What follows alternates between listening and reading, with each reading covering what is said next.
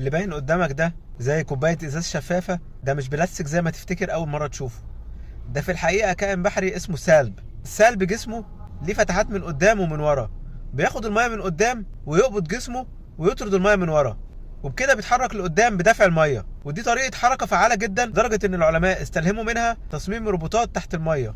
هو جسمه السلب بينتج شبكة مخاطية بتفلتر العوالق النباتية، البكتيريا واصغر الكائنات اللي في المية. ده مصدر غذائه الاساسي.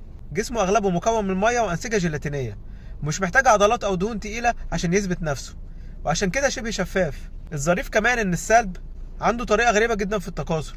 ممكن يتكاثر لا جنسيا، يعني فرد واحد يطلع سلسلة طويلة من افراد تانيين ممكن توصل لعشرات الامتار. وعنده قدرة تجديد رهيبة، ممكن ترجع وتنمو وتبقى كائن كامل من جديد. سبحان الله. واخيرا لو عجبك الفيديو اضغط لايك وشير وتابعني وانتظر المزيد. شكرا.